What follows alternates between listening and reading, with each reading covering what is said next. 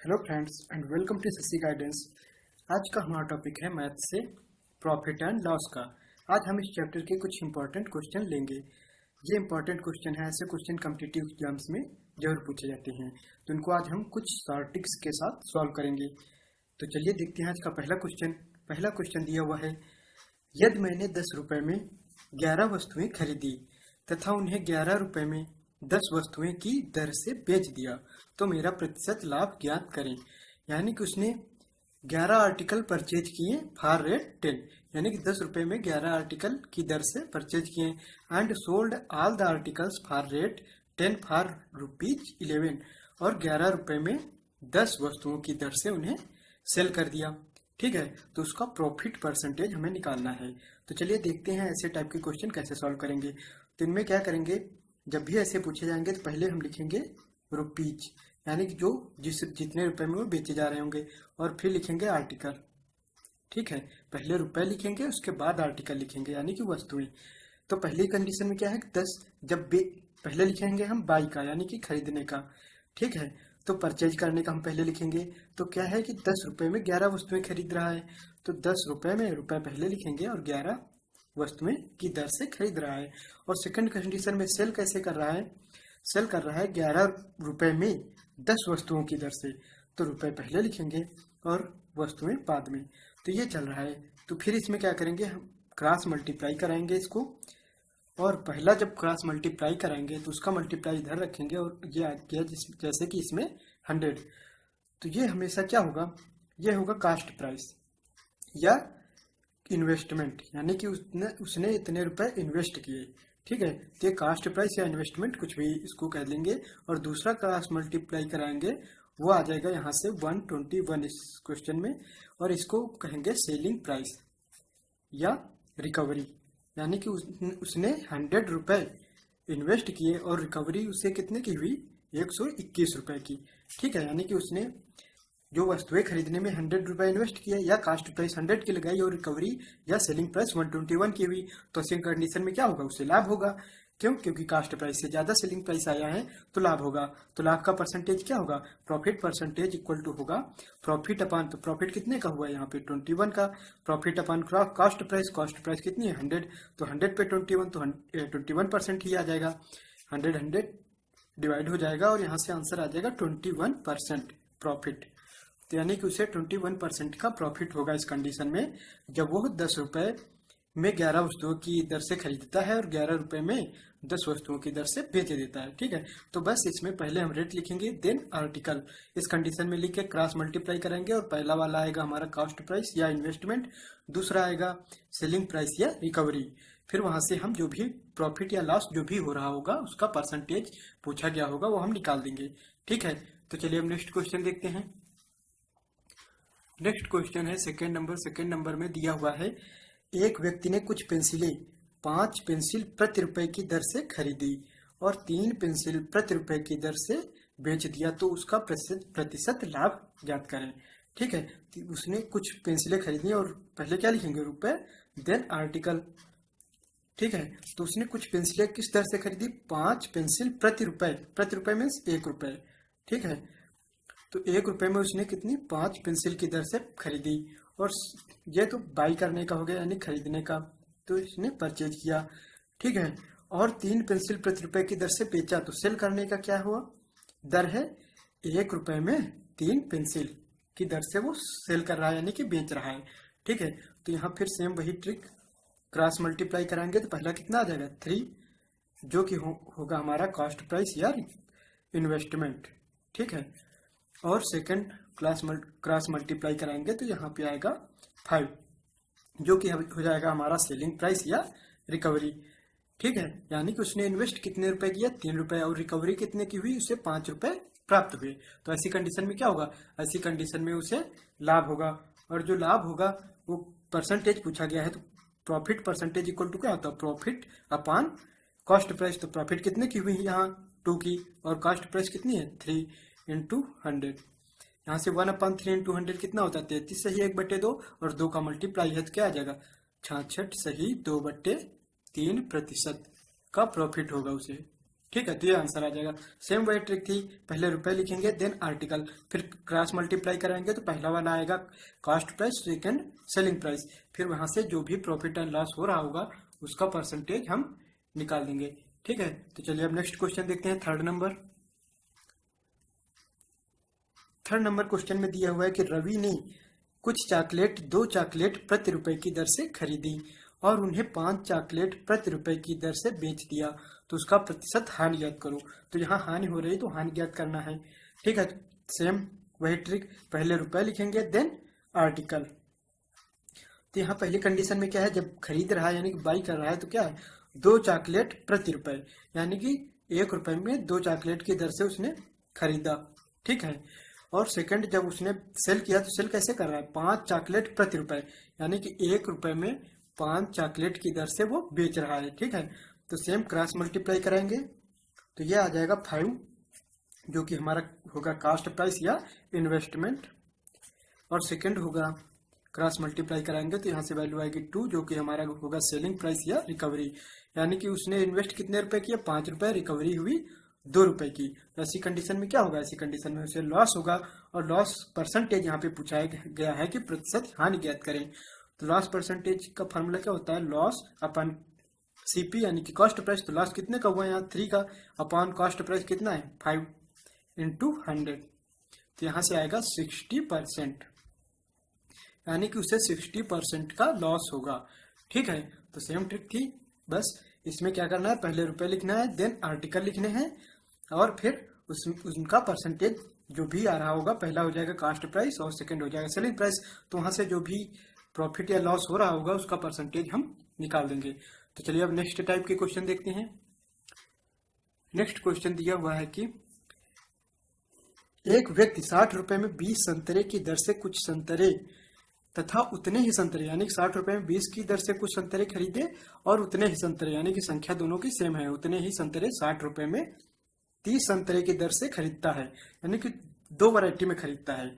एक वैरायटी है 60 रुपए में 20 संतरे और दूसरा है 60 रुपए में 30 संतरे, और इनमें जो कंडीशन है कि दोनों ही संतरों की संख्या क्या है, सेम है, और फिर वो क्या कर रहा है, उन संतरों को मिलाकर यानी कि मिक्स कर देता है और 60 रुपए में 25 संतरे की दर से वो बेच देता है। ठीक है, तो उसका लाभ या हानि प्रतिशत, तो जो भी लाभ या हानि हो रहा होगा उसका परसेंटेज हमें निकालना है। तो चलिए देखते हैं ऐसा क्वेश्चन कैसे लगाना है। तो इसमें सेम करना है कि पहले रुपए देन आर्टिकल, और पहले हम निकाल लेते हैं कि कितने संतरे वो खरीदेगा। तो पहले हम खरीदने वाले दोनों ही टाइप के ले लेते हैं। पहली कंडीशन में क्या है, 60 रुपए में 20 संतरे, और दूसरी कंडीशन में क्या है, 60 रुपए में 30 संतरे की दर से खरीदता है। अब यहाँ दोनों में क्या है कंडीशन कि दोनों ही टाइम पर वो संतरों की संख्या सेम है, यानी कि समान उतने ही संतरे खरीद रहा है दोनों ही बार। तो क्या करेंगे, हम इनका संतरों की संख्या सेम कर लेते हैं क्योंकि सेम संतरे खरीदे गए हैं। ठीक है, तो इनका एलसीएम हम लेंगे, एलसीएम कितना आ जाएगा 20 और 30 का 60 आ जाएगा। तो सेकंड लिख लेते हैं हम यहाँ पे रुपए और आर्टिकल। तो क्या करेंगे, यहाँ 60 आ जाएगा तो 60 आर्टिकल दोनों ही बार हम खरीद लेते हैं। जब 60 आ रहे हैं दोनों बार खरीदेंगे तो क्या आ जाएगा, इसको 60 करने के लिए क्या किया गया, 3 से मल्टीप्लाई, तो 3 से मल्टीप्लाई रुपए में भी होगा, तो रुपए कितने हो जाएंगे 180, और सेकंड में 60 लाने के लिए क्या करना पड़ेगा, 2 से मल्टीप्लाई, तो 2 से मल्टीप्लाई रुपए में भी हो जाएगा, तो आ जाएगा 120। यानी कि यहाँ से अगर हम देखें तो उसका रुपए में इन्वेस्टमेंट टोटल कितना है 300 रुपीज का, और आर्टिकल कितने खरीदे उसने टोटल, यानी कि 120 संतरे खरीदे। अब सेम वही ट्रिक लगा देंगे, हमारे पास खरीदने का आ गया कि हमने 300 रुपए में 120 संतरे खरीदे। ठीक है, और बेच किस तरह रहा है, 60 रुपए में 25 संतरे, तो सेल कर रहा है 60 रुपए में 25 संतरे की दर से।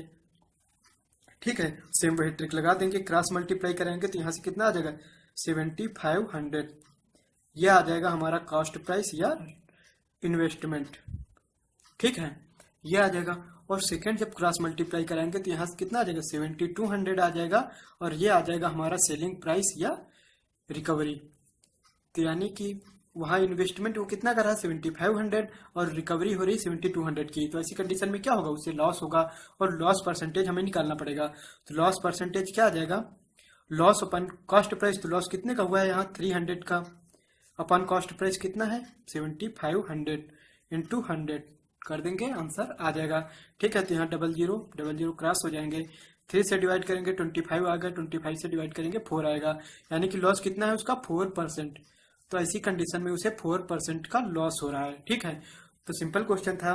दो तरह के संतरे खरीदे जा रहे हैं, दो वैरायटी में, तो हम दोनों ही वैरायटी को एलसीएम लेके, क्योंकि संख्याएं दोनों ही कंडीशन में सेम थी, तो हमने संख्याएं सेम कर ली। ठीक है, एलसीएम लेके संख्याएं सेम कर ली, तो टोटल रुपए और टोटल संतरे वो आ गए जो खरीद रहा है, यानी कि बाई करने के टोटल रुपए और टोटल आर्टिकल आ गए। अब हम बेचने की दर रख देंगे और सेम वही ट्रिक लगा के हम आंसर निकालेंगे। ठीक है, तो चलिए अब नेक्स्ट क्वेश्चन देखते हैं। नेक्स्ट क्वेश्चन है 5 नंबर दिया हुआ है। एक व्यक्ति 5 रुपए में 3 अंडे की दर से कुछ अंडे खरीदता है और 12 रुपए में 5 अंडे की दर से उन्हें बेच देता है। इस सौदे में उसे 143 रुपए लाभ होता है, तो उसे कितने अंडे खरीदे थे, उसने कितने अंडे खरीदे थे। तो यहाँ पे रियल वैल्यू निकालनी है। अभी तक हमें क्या परसेंटेज, लॉस परसेंटेज या प्रॉफिट परसेंटेज निकालना होता था, तो वो ट्रिक लगती थी, लेकिन अब यहाँ रियल वैल्यू निकालनी है। तो यहाँ देखते हैं कैसी ट्रिक लगाएंगे। ठीक है, तो चलिए लगाते हैं। पहली कंडीशन में क्या कह रहा है, 5 रुपए में 3 अंडे की दर से कुछ अंडे खरीदता है, तो पहले हम रुपए लिखेंगे, देन आर्टिकल। तो क्या कर रहा है, 5 रुपए में 3 अंडे की दर से कुछ अंडे खरीदता है, और सेकंड कंडीशन में बेचता है वो किस दर में है, 12 रुपए के 5 अंडे, 12 रुपए में 5 अंडे की दर से बेच रहा है। तो यहाँ में चूंकि रियल वैल्यू निकालनी है, इसलिए अंडों की संख्या सेम करनी पड़ेगी, क्योंकि तो जितने अंडे खरीदेगा उतने ही तो बेचेगा। ठीक है, तभी हम जान पाएंगे कि कितना लाभ हुआ या हानि हुआ। परसेंटेज में तो चल जाता है, हम डायरेक्ट ट्रिक से लगा लेंगे, क्योंकि वहां रियल वैल्यू नहीं फाइंड करनी होती है, हमें जस्ट परसेंटेज निकालना होता है। लेकिन यहाँ हमें रियल वैल्यू फाइंड करनी है, यानी कि वह लाभ दिया हुआ है और अंडों की संख्या पूछी गई है कितने, तो यहाँ अंडे निकालने पड़ेंगे। तो सेम हमें टोटल तो नहीं पता उसने कितने खरीदे, तो हम क्या करेंगे, यहाँ कुछ मानने की जरूरत नहीं, यहाँ हम इनका एलसीएम निकालेंगे, यानी कि जितने खरीदाएंगे उतने ही उसे बेचने को देंगे। ठीक है, तो इनका एलसीएम निकालेंगे तो क्या आ जाएगा, पहले रुपीज लिख लेते हैं, देन आर्टिकल। तो 5 और 3 का एलसीएम क्या आ जाएगा, 15। तो हम 15 उसे बाई करवा देते हैं और 15 ही उसे सेल करवा देते हैं। ठीक है, यानी कि 15 खरीदे और 15 ही बेच दिए। तो ऐसी कंडीशन में इन्वेस्टमेंट उसका क्या हो जाएगा, रुपए में 3 है, 15 5 से मल्टीप्लाई कराएंगे तभी 15 होगा, तो 5 से इधर भी मल्टीप्लाई करेंगे तो यानी 25 रुपीज में वो 15 आर्टिकल खरीदेगा। ठीक है, और इधर 5 में 3 से मल्टीप्लाई कराएंगे तो 15 होगा, तो इधर 3 से मल्टीप्लाई कराएंगे तो 36 आएगा। ठीक है, यानी कि 36 रुपीज के 15 बेच रहा है, 25 रुपए के 15 खरीद रहा है और 36 रुपए के 15 अंडे बेच रहा है। ठीक है, तो ऐसी कंडीशन में देख लेते हैं उसे लाभ क्या हो रहा है। तो उसने देखो 15 अंडे कितने में खरीदे, 25 रुपए में, बेच कितने में रहा, 36 में, तो ऐसी कंडीशन में उसे प्रॉफिट होगा। और प्रॉफिट कितने रुपए का हो रहा है, 11 रुपए का, यानी कि 11 रुपए प्रॉफिट उसने कितने अंडे बेचकर कमाए, 15 अंडे। तो पूछ रहा है कि 143 रुपए लाभ होता है उसे टोटल, तो 11 रुपए का लाभ हो रहा है 15 अंडे में, तो 143 रुपए का लाभ उसे कितने अंडे में होगा, ये हमें निकालना है। तो वही तो पूछा है कि टोटल कितने अंडे थे, क्योंकि टोटल अंडे बेचने पर उसे 143 रुपए का लाभ हो रहा है। ठीक है, तो वही हमें प्राप्त करना है कि 143 रुपए का लाभ कितने अंडे बेचने पर होगा। तो हमें पता क्या है, हमें पता है कि 11 रुपए का लाभ 15 अंडे बेचने पर हो रहा है, यानी 15 खरीद के उसने बेच दिए तो 11 रुपए का लाभ हो रहा है। यहाँ देख लेते हैं कितने गुना है इसका, तो 13 गुना है, यानी कि 13 टाइम्स है। 11 इंटू 13 करेंगे तो 143 आएगा। इसी तरह 15 इंटू 13 कर देंगे तो इधर की वैल्यू आ जाएगी। तो 15 इंटू 13 करेंगे तो मल्टीप्लाई करा लेते हैं, तो आ जाएगा 195, यानी कि 143 रुपए का लाभ कमाने के लिए उसे 195 अंडे बेचने होंगे। ठीक है, तो यहाँ क्या पूछा था, उसने कितने अंडे खरीदे, तो यानी कि उसने 195 अंडे खरीदे, ये हमारा आंसर आ जाएगा। तो सिंपल था, क्या दिया हुआ था, 5 रुपए में 3 अंडे की दर से खरीद रहा है और 12 रुपए में 5 अंडे की दर से बेच रहा है, और टोटल उसे लाभ 143 का हुआ। तो हम अंडों की संख्या सेम कर लेंगे, क्योंकि यहाँ में रियल वैल्यू यानी कि निकालना है कि कितने अंडे खरीदे थे। तो अंडों की संख्या सेम कर ली, एलसीएम ले लिया, 15 हमने उसे बाई करवा दिए और 15 ही उसे हमने सेल करवा दिए। ठीक है, तो ऐसी कंडीशन में क्या हुआ, 15 अंडे वो बाई यानी कि खरीद कितने में रहा, 25 रुपए में, और 15 अंडे वो बेचेगा कितने में, 36 में। तो ऐसी कंडीशन में उसे 11 रुपए का लाभ हो रहा है। तो 11 रुपए का लाभ उसे कितने अंडे खरीद कर बेचने में हुआ, 15। तो 143 रुपए का लाभ कितने अंडे खरीद कर बेचने में होगा, ये हमने निकाल लिया। ठीक है, तो ये अगर 13 गुना है रुपए तो आर्टिकल भी हम 13 गुना कर देंगे तो आंसर आ जाएगा, यानी कि उसने 195 अंडे खरीदे थे और उनको बेचने पर उसे 143 रुपए का लाभ हुआ। ठीक है, तो चलिए अब नेक्स्ट क्वेश्चन देखते हैं। नेक्स्ट क्वेश्चन है 6 नंबर दिया हुआ है। यदि किसी वस्तु को उसे अंकित मूल्य के 2/3 मूल्य पर बेचा जाता है तो 10% की हानि होती है। उस वस्तु को अंकित मूल्य पर बेचने पर कितने प्रतिशत का लाभ होगा? ठीक है, तो यहाँ क्या कह रहा है कि क्या दिया हुआ कि अंकित मूल्य के 2/3 मूल्य पर बेचा जाता है, यानी कि जो सेलिंग प्राइस है वो अंकित मूल्य का 2/3 है। तो किसके सापेक्ष बोला जा रहा है? अंकित मूल्य के सापेक्ष।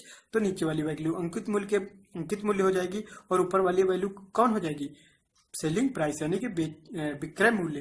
क्यों? क्योंकि जिसके बारे में इंफॉर्मेशन दी जाती है वो हमेशा ऊपर लिखा जाता है और जिसके सापेक्ष यानी जिसके रिस्पेक्ट में इंफॉर्मेशन दी जाती है वो नीचे लिखा जाता है। तो यहाँ कह रहा है कि अंकित मूल्य के 2/3, यानी अंकित मूल्य के सापेक्ष बोल रहा है किसके बारे में? विक्रय मूल्य के बारे में। कह रहा है कि मूल्य पर बेचा जाता है, तो यानी विक्रय मूल्य सेलिंग प्राइस कितना है? सेलिंग प्राइस अगर 2 है तो यहाँ पे अंकित मूल्य यानी कि मार्केट प्राइस कितनी है? 3 हो जाएगी इस कंडीशन में। ठीक है, मार्केट प्राइस ये नीचे वाला आ जाएगा 3 और सेलिंग प्राइस 2 आ जाएगा। तो कह रहा है जब बेचने पर यानी कि 2 पर अगर बेच रहा है 2 यूनिट पर तो क्या आ रहा है? उसे 10% की हानि। तो ये अगर सेलिंग प्राइस है तो सेलिंग प्राइस परसेंटेज में क्या है? 10% हानि का मतलब क्या हुआ कि कॉस्ट प्राइस के 90% पर बेच रहा है। 10% हानि का मतलब यही होता है कि कॉस्ट प्राइस के 90 पर बेच रहा है।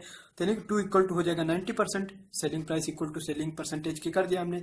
तो 3 इक्वल टू सेलिंग प्राइस 3, यानी कि जब एमआरपी पे कह रहा है कि बेचे, यानी कि एमआरपी अगर 3 कर दी जाए तो परसेंटेज में हमारा सेलिंग प्राइस क्या है? सेलिंग परसेंटेज क्या आएगा वो निकालना है। तो 2 इक्वल टू अगर 90 है तो 3 इक्वल टू क्या हो जाएगा? 90/2 से डिवाइड कर देंगे इंटू 3। ठीक है, तो यहाँ से कितना आ जाएगा? डिवाइड करेंगे तो आएगा 45 और मल्टीप्लाई करा देंगे तो आ जाएगा 135। ठीक है, तो ऐसी कंडीशन में क्या होगा? हमारा सीपी क्या होता है? कॉस्ट प्राइस हमेशा 100% होता है, 100% मान के चलेंगे। तो ऐसी कंडीशन में क्या, और 100 से 135% होने का मतलब क्या हुआ कि 35% का लाभ हो रहा है। यानी कि इस कंडीशन में क्या हो रहा है? उसे 35% जब एमआरपी रेट पर यानी कि मार्केट प्राइस पर यानी कि अंकित मूल्य पर बेचा जाएगा तो क्या होगा? उसे 35% का लाभ होगा। ठीक है, थोड़ा सिंपल दिया हुआ था। जो विक्रय मूल्य था यानी कि सेलिंग प्राइस था वो अंकित मूल्य मार्केट प्राइस का 2/3 था। तो यहाँ मार्केट प्राइस हो जाएगी 3 और सेलिंग प्राइस हो जाएगी 2। 2 इक्वल टू है 90%, क्योंकि बेचने पर उसे 10% का हानि हो रहा है। ठीक है, तो 10% हानि का मतलब क्या हुआ? सेलिंग प्राइस कॉस्ट प्राइस के 90% के इक्वल है। तो 2 इक्वल टू 90 है तो 3 इक्वल टू हमने निकाल लिया तो आ गया 135। ठीक है, तो यहाँ से यानी कि कॉस्ट प्राइस तो 100% होती है, तो यानी कि इस 135 की कंडीशन में क्या हो जाएगा? 35% का लाभ। क्योंकि 35 ज्यादा है तो 35 100 पर निकालेंगे परसेंटेज तो 35% आएगा। ठीक है, तो चलिए अब नेक्स्ट क्वेश्चन देखते हैं। नेक्स्ट क्वेश्चन 7 नंबर दिया हुआ है। एक व्यक्ति एक वस्तु को 75 रुपए में बेचता है जिससे उसे लागत मूल्य के बराबर प्रतिशत लाभ होता है। यानी कि लागत मूल्य की वैल्यू जो है, न्यूमेरिकल वैल्यू जो है, उतने ही प्रतिशत के बराबर उसे लाभ हो रहा है। यानी कि अगर उसका लागत मूल्य x है तो उसका प्रॉफिट परसेंटेज कितना है? x%। ठीक है, जितना लागत मूल्य है उतने ही प्रतिशत का उसे लाभ हो रहा है। तो उस वस्तु का लागत मूल्य ज्ञात करें, यानी कि उसका कॉस्ट प्राइस हमसे पूछा गया है। तो ऐसी कंडीशन में अगर हम यहाँ से मान के अगर x मान के लगाएंगे तो ये काफी बड़ा होगा, यानी कि कैलकुलेशन काफी ज्यादा आएगी। तो ऐसी कंडीशन में हमें ऑप्शन से अगर सॉल्व करेंगे तो बहुत ही आसानी से सॉल्व हो जाएगा, क्योंकि हमारा जो एग्जाम होता है मल्टीपल चॉइस टाइप का होता है। ठीक है, तो यहाँ ऑप्शन दिए रहते हैं तो यहाँ पे हमें ऑप्शन का यूज करना होगा, क्योंकि ऑप्शन से बहुत ही जल्दी हो जाएगा। तो हमें करना क्या है, जितना अगर हम क्या पूछा गया? लागत मूल्य यानी कॉस्ट प्राइस पूछा गया, तो यानी कि ऑप्शन में क्या लिखा हुआ? कॉस्ट प्राइस ही लिखा हुआ है। ठीक है, तो यानी कि जितना कॉस्ट प्राइस लेंगे उतने ही प्रतिशत का हमें लाभ लेना होगा। तो परसेंटेज को हम कभी भी पहले सॉल्व नहीं करेंगे, क्योंकि हमारी जो वैल्यू है वो दशमलव में जो होगा उसको हम पहले नहीं लेंगे, क्योंकि हमारी जो वैल्यू है वो पूर्ण संख्या में है। तो हम 40 लेते हैं पहले। तो अगर हम कॉस्ट प्राइस 40 लेंगे तो यानी कि इस पर लाभ कितना होगा? 40% का होगा, क्योंकि लाभ जो है लाभ परसेंटेज और क्रय मूल्य के बराबर है। यानी कि 40 पर 40% लाभ का मतलब क्या हुआ कि इसका डायरेक्ट 140% निकाल दें तो विक्रय मूल्य आ जाएगा। और विक्रय मूल्य कितना आना चाहिए? वो 75 में बेच रहा था, यानी कि सेलिंग प्राइस क्या है? 75। तो 75 आना चाहिए, जो कि यहाँ पे नहीं आएगा। तो हम मल्टीप्लाई करेंगे 56 आ गया, यानी कि गलत है। सेकेंड, अगर हम 50 को लें कॉस्ट प्राइस तो यानी कि परसेंटेज ऑफ प्रॉफिट क्या होगा? 50% होगा, क्योंकि जितना कॉस्ट प्राइस उतना ही परसेंट प्रॉफिट। तो यानी कि इसका डायरेक्ट सेलिंग प्राइस निकालने के लिए हमें क्या करना होगा, 50 का 150% अगर कर दें, क्योंकि 50% का प्रॉफिट हुआ है तो 100% तो सीपी होता है, तो 150% डायरेक्ट निकालेंगे तो क्या आ जाएगा सेलिंग प्राइस, और सेलिंग प्राइस यहाँ देखें तो आ जाएगा 15 इंटू 5 क्या आ जाएगा 75, यानी कि ये हमारा आंसर हो जाएगा। तो सी पार्ट यहाँ सही हो जाएगा, यानी कि कॉस्ट प्राइस क्या होना चाहिए 50। जब कॉस्ट प्राइस 50 होगा तब उसे इसी यानी कि इसी कॉस्ट प्राइस के इक्वल परसेंटेज का लाभ होगा तो सेलिंग प्राइस क्या हो जाएगा 75, यानी कि 50 रुपए पर 50% का लाभ निकालने पर 75 सेलिंग प्राइस हो जाएगी। ठीक है, तो ऐसे क्वेश्चन को हम ऑप्शन से करेंगे, क्योंकि अगर मान के करेंगे तो क्या होगा, एक्स का 100 प्लस x% हमें निकालना पड़ेगा, क्योंकि x% का लाभ होने का मतलब क्या हुआ 100 प्लस x हम डायरेक्ट निकालेंगे तो इक्वल टू क्या आ जाएगा 75 आएगा। अब यहाँ हमें x की वैल्यू निकालनी पड़ेगी, x का मल्टीप्लाई करेंगे तो x स्क्वायर में यानी कि द्विघात समीकरण बनेगा, जिससे कि काफी टफ हो जाएगा ये क्वेश्चन, यानी कि कैलकुलेशन लंबी हो जाएगी और कुछ नहीं। ठीक है, तो कैलकुलेशन से बचने के लिए हम यहाँ अगर ऑप्शन से सॉल्व करें तो बहुत ही जल्दी सॉल्व हो जाएगा, क्योंकि ऑप्शन वहां में दिए हुए होंगे। ठीक है, तो ऑप्शन का यूज करेंगे और आंसर को हम निकाल लेंगे। अब नेक्स्ट क्वेश्चन देखते हैं। नेक्स्ट क्वेश्चन है, एक व्यापारी 27 रुपए में एक वस्तु खरीदता है और विक्रय मूल्य के 10% लाभ पर बेच देता है, यानी कि जो लाभ हो रहा है उसे प्रॉफिट वो किसके इक्वल है, वो विक्रय मूल्य के 10% यानी कि सेलिंग प्राइस के 10% के इक्वल है। ठीक है, ये कंडीशन दी हुई है कि उस वहां पे जो लाभ हो रहा है वो विक्रय मूल्य के 10% पर बेच देता है, यानी कि लाभ जो है विक्रय मूल्य के 10% के बराबर है, तो वस्तु का विक्रय मूल्य यानी सेलिंग प्राइस पूछा गया है। तो यहाँ हमें सेलिंग प्राइस निकालना है और जो लाभ हो रहा है वो क्या हो रहा है सेलिंग प्राइस के 10% के बराबर। तो लाभ क्या होता है, लाभ बराबर होता है सेलिंग प्राइस माइनस सीपी यानी कि कॉस्ट प्राइस इक्वल टू होता है। तो यहाँ से हमें क्या करना होगा, यहाँ से हमें अगर हम सेलिंग प्राइस की वैल्यू निकालेंगे तो कैलकुलेशन आएगा। तो अगर सेम इसमें भी करें ऑप्शन से निकालें तो यहाँ भी आसान हो जाएगा हमारा क्वेश्चन, ऑप्शन से जल्दी आ जाएगा। तो दशमलव वालों को पहले हम छोड़ देते हैं, पहले हम पूर्ण संख्या किसी का निकालते हैं। अगर 30 का निकालें तो यानी क्या आना चाहिए, जो प्रॉफिट हो रहा हो प्रॉफिट इक्वल टू किसके आना चाहिए सेलिंग प्राइस के 10%। तो सेलिंग प्राइस तो यही है क्योंकि सेलिंग प्राइस पूछा गया, यानी कि इन ऑप्शन में यह सेलिंग प्राइस है। तो सेलिंग प्राइस का 10% निकाले तो यहाँ 30 का 10% कितना आ जाएगा 3, क्योंकि 10% निकालेंगे तो 1020 हट जाएगा और क्या आ जाएगा 3, यानी कि प्रॉफिट कितना है 3 और हम पास कॉस्ट प्राइस कितना है 27, सेलिंग प्राइस कितना माना 30। तो अंतर निकालेंगे selling price minus cost price करेंगे तो कितना आएगा 3 ही आएगा, यानी कि ये क्या है सही है। ठीक है, तो यहाँ पे ये सही है। अन्य में निकालेंगे तो नहीं आएगा, जैसे कि अगर यहाँ पे देखेंगे 10% कितना आएगा 3.7, और अगर लाभ देखेंगे तो 27 अगर कॉस्ट प्राइस है और 37 सेलिंग प्राइस है, तो अंतर कितने का 10 का, यानी प्रॉफिट 10 है, इक्वल नहीं है, यानी कि ये आंसर नहीं होगा। ऐसे ही अन्य नहीं होंगे, तो यहाँ पे ये आंसर निकल आया। तो हम डायरेक्ट ऐसे भी क्वेश्चन में क्या करेंगे ऑप्शन से, क्योंकि बहुत सारे क्वेश्चन ऐसे होते हैं अगर हम ये सीख लें कि किस टाइप के क्वेश्चन ऑप्शन से लगाने हैं, क्योंकि इसका प्रॉफिट बहुत मिलता है। बहुत सारे क्वेश्चन ऐसे होते हैं जिनको अगर हम ऑप्शन से लगाएं तो बहुत ही आसानी से सॉल्व हो जाएंगे, बहुत ही कम समय में सॉल्व हो जाते हैं, और अगर उनको हम बेसिक मेथड से करें तो बहुत ही लंबा कैलकुलेशन होता है उनमें। ठीक है, तो हमें यानी कि ये भी सीखना है कि किस टाइप के क्वेश्चन हमें ऑप्शन के थ्रू सॉल्व करने हैं, यानी कि ऑप्शन का यूज करना है हमें वहाँ पे। ठीक है, क्योंकि ऐसे क्वेश्चन में देखें तो अगर ऑप्शन का हम यूज करें तो बहुत ही आसानी से 1-2 ऑप्शन चेक करने में ही आ जाएगा। ठीक है, और अगर हम फार्मूले का यूज करेंगे तो यहाँ पे हमें अब 75 करके देन सॉल्व करके यहाँ पे कैलकुलेशन कई स्टेप बनेंगे, तो वो स्टेप जो है यहाँ पे कम हो जाएंगे, यानी कि डायरेक्ट आंसर हम निकाल सकते हैं ऑप्शन का यूज करके। ठीक है, तो ये भी हमें प्रैक्टिस से आएगा कि कौन से क्वेश्चन ऑप्शन से लगेंगे। तो चलिए देखते हैं अब नेक्स्ट क्वेश्चन। नेक्स्ट क्वेश्चन है 9 नंबर दिया हुआ है, महेश ने विक्रय मूल्य के 9/10 मूल्य पर एक रेडियो खरीदा, यानी कि जो रेडियो खरीद रहा है वो विक्रय मूल्य के 9/10 पर खरीद रहा है, यानी कि यहाँ किसके बारे में बता रहा है, खरीद किसके रहा है विक्रय मूल्य के 9/10, तो विक्रय मूल्य के सापेक्ष है, तो नीचे वाला हो जाएगा ओरिजिनल विक्रय मूल्य, यानी कि जो कि जिस मूल्य पर वो बेचा जाता है, लेकिन उसने खरीदा किसमें, जिस सेलिंग प्राइस पे वो खरीद रहा है वो वैल्यू क्या हो जाएगी ऊपर वाली। ठीक है, तो यानी कि वो जिस सेलिंग प्राइस पे खरीद रहा है वो है 9 और ओरिजिनल सेलिंग प्राइस कितनी है 10, क्योंकि ओरिजिनल सेलिंग प्राइस के 9/10 मूल्य पर वो रेडियो को खरीद रहा है। ठीक है, तो उसका सेलिंग प्राइस हो जाएगा 9 और ओरिजिनल सेलिंग प्राइस हो जाएगा 10। और आगे क्या दिया हुआ है कि वास्तविक विक्रय मूल्य यानी कि ओरिजिनल सेलिंग प्राइस से 8% अधिक मूल्य पर बेच देता है, यानी कि खरीदने के बाद उसने बेचा सेल किया, लेकिन किस पर सेल किया, जो ओरिजिनल सेलिंग प्राइस था उससे 8% अधिक पर बेच दिया, यानी कि 8% अधिक पर बेचा है उसने, तो प्रतिशत लाभ ज्ञात करें। ठीक है, तो यहाँ उसने जो दोबारा जो सेल किया है, तो सेल कितने रुपए में किया है, उसने जो ओरिजिनल सेलिंग प्राइस है, यानी कि ओरिजिनल सेलिंग प्राइस कितना है 10, उससे 8% अधिक पर बेचा, तो इसका डायरेक्ट हम 108% निकाल दें तो क्या आ जाएगा, डायरेक्ट सेलिंग प्राइस आ जाएगा जिस सेलिंग प्राइस पे वो अगेन बेच रहा है। ठीक है, तो यहाँ से अगर निकालेंगे तो क्या आ जाएगा 10.8, यानी कि ओरिजिनल सेलिंग प्राइस उसका था 100 किसी रेडियो का, सॉरी 10 था, और उसने खरीदा कितने में 9 रुपए में, और बेचा तो ओरिजिनल सेलिंग प्राइस यानी कि 10 के 8%, 10 से 8% अधिक पर बेच दिया, तो यानी कि बेचा 10.8 रुपीज में। तो ऐसे में पूछ रहा है कि प्रतिशत लाभ ज्ञात करे, तो प्रॉफिट परसेंटेज इक्वल टू क्या होता है प्रॉफिट, तो प्रॉफिट कितने का हुआ, क्योंकि उसने तो खरीदा था 9 में, तो यही से देखना पड़ेगा उसके लिए, तो कॉस्ट प्राइस यही होगी, इतने में ही उसने खरीदा है।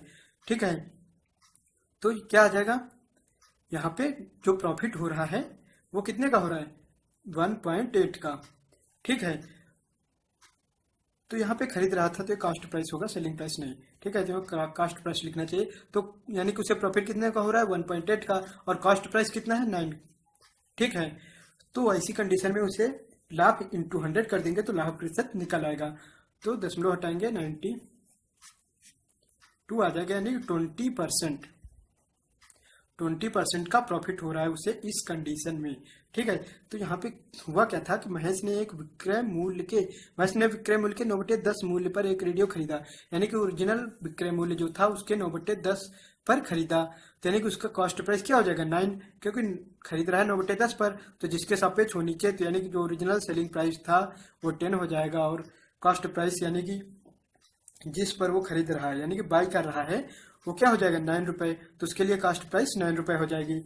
और जब फिर से वो बेच रहा है तो सेलिंग प्राइस उसका क्या आ जाएगा, वो ओरिजिनल सेलिंग प्राइस से 8% अधिक पर बेच रहा है, तो हमने निकाल लिया सेलिंग प्राइस नेक्स्ट जिस पे उसने बेचा, तो देख लिया यहाँ पे तो हो रहा है 1.8 रुपए का लाभ, 1.8 रुपीज का लाभ हो रहा है। ठीक है, तो यहाँ हमने प्रॉफिट परसेंटेज निकाल दिया, 1.8/9 इंटू 100 करके हमने प्रॉफिट परसेंटेज निकाल लिया, जो कि आ गया 20%, यानी कि उसे 20% का प्रॉफिट हो रहा है। ठीक है, 10 नंबर दिया हुआ है, किसी कंसाइनमेंट के 2/3 भाग को 5% लाभ पर तथा शेष भाग को 2% की हानि पर बेचा जाता है। यदि कुल लाभ 400 रुपए रहा, यानी कि टोटल प्रॉफिट दिया हुआ 400 रुपए का, देन क्या करना है कि कंसाइनमेंट का मूल्य ज्ञात करना है, यानी कि जो शुरू में मूल्य था उसका वो ज्ञात करना है। तो कंसाइनमेंट का 2/3 भाग कितने में बेचा गया 5% पर, यानी कि टोटल कंसाइनमेंट यहाँ पे कितना है 3, अगर टोटल कंसाइनमेंट 3 है तो उसका 2 भाग, यानी कि 2 भाग उसके कितने में बेच दिया गया 5% लाभ पर, तो हम यहाँ टोटल कंसाइनमेंट ले लेंगे 3 कंसाइनमेंट हम 3 बराबर पार्ट में ले लेंगे, तो बेच कितने रहा 2/3 भाग का मतलब क्या हो 2 कंसाइनमेंट बेच रहा, अगर टोटल हमारे पास 3 कंसाइनमेंट है तो 2 को बेच रहा 5% लाभ पर, तो पहले हम सभी का सीपी ले लेते हैं 100। ठीक है, मान लेंगे सभी का सीपी क्या है 100, यानी कि जो पहले का कॉस्ट प्राइस होगा सभी का वो 100 है। ठीक है, अब बेच कितने में रहा है, पहले 2 को कितने में बेच रहा है 2/3 भाग को 5% लाभ पर, यानी कि 2 पार्ट को बेच रहा है 5% लाभ पर, तो 100 पर 5% लाभ पर बेचने का मतलब क्या हुआ सेलिंग प्राइस 105 होगा, इसका भी 105 होगा, तो ये 2 पार्ट उसने 5% लाभ पर बेच दिए। अब शेष यानी कि शेष जो एक भाग बचा है उसे कितने पर 2% की हानि पर बेचा। 2% हानि का मतलब क्या हुआ, अगर सेलिंग कॉस्ट प्राइस 100 है तो 2% हानि का मतलब 98 पर बेच रहा है। ठीक है, तो यहां से हम इनको ऐड कर लेंगे तो क्या आ जाएगा, पहले तो सीपी टोटल सीपी हमारा कितना है हमने माना था 300, टोटल सेलिंग प्राइस कितना निकला है यहाँ से 308। ठीक है, यानी कि टोटल कॉस्ट प्राइस 300 था और टोटल सेलिंग प्राइस 308, तो यहाँ से प्रॉफिट कितने का हुआ, selling price minus cost price करें तो प्रॉफिट आ जाएगा, प्रॉफिट कितना है 8 रुपीज का, तो यानी कि अगर हम 300 रुपए हमने माना उसका कॉस्ट प्राइस, तो ऐसी कंडीशन में हमने जब बेचा जो दिया हुआ था उसी अनुसार बेचने पर 8 रुपए का लाभ हुआ, लेकिन रियल में लाभ कितने का हो रहा है 400 रुपए का, यानी कि जो हमने माना था उसमें 8 यूनिट के वैल्यू क्या है 400 रुपए, रियल के 400 रुपए के बराबर है। ठीक है, तो कंसाइनमेंट का कुल मूल्य पूछा था, तो कंसाइनमेंट का कुल मूल्य हमने क्या माना था 300, तो 8 की वैल्यू अगर 400 है तो 300 की वैल्यू क्या हो जाएगी कितना 50 गुना है इसका, तो इसमें भी हम 50 से मल्टीप्लाई करा देंगे तो आंसर हमारा आ जाएगा। ठीक है, तो 50 से मल्टीप्लाई करा देंगे तो क्या आ जाएगा 15,000। 50,000 रुपए। यह आ जाएगा उस कंसाइनमेंट का मूल्य। ठीक है, तो यही हमसे पूछा गया था। तो सिंपल क्वेश्चन था, दिया हुआ था कि किसी कंसाइनमेंट का 2/3 भाग को 5% लाभ पर तथा शेष भाग को 2% हानि पर। तो हमने पूरा कंसाइनमेंट अगर 3 है तो उसका 2 भाग 5% लाभ पर बेचा गया, यानी कि तो हमने पूरा कंसाइनमेंट तीन पार्ट में मान लिया कि ये 3 कंसाइनमेंट है। इसमें से 2 कंसाइनमेंट 5% के लाभ पर बेच दिए गए और तीसरा शेष 2% की हानि पर। तो हमने इनका कास्ट प्राइस 100 मान लिया, जिससे कि आसान हो जाएगा लगाना। तो यहाँ पे 2 को 5% लाभ पर बेच दिया और 1 को 2% हानि पर। तो total cost price cost CP को ऐड कर लिया तीनों के, और टोटल सेलिंग प्राइस तीनों के सेलिंग प्राइस को ऐड कर लिया। तो यहाँ पे प्रॉफिट आया 8 का, और रियल में प्रॉफिट दिया हुआ है 400 का, यानी कि जो हमने माना उसका 8 यूनिट इक्वल टू हो जाएगा रियल के 400 रुपीज के इक्वल। तो पूछा क्या गया था कंसाइनमेंट का मूल्य। कंसाइनमेंट का मूल्य हमने क्या माना था, 100 सबका माना था, तो टोटल 300 था, यानी कि 300 की वैल्यू हमें निकालनी थी, जो कि हम निकाल लेंगे। तो क्या आ जाएगा 15,000 रुपए। ठीक है, तो ये आ जाएगा हमारा आंसर। तो ये थे आज के 10 प्रॉफिट एंड लॉस के क्वेश्चन जिनको हमने सॉल्व किया। तो आई होप कि आज का ये वीडियो आपको पसंद आया होगा। तो अगर ये वीडियो पसंद आया हो तो इसे लाइक एंड शेयर जरूर करें, और ऐसे ही अन्य वीडियो देखने के लिए हमारे चैनल को सब्सक्राइब जरूर करें, क्योंकि ऐसे ही अन्य टॉपिक्स पर हम वीडियो बनाते रहेंगे। तो चलिए मिलते हैं नेक्स्ट वीडियो में। Thanks for watching.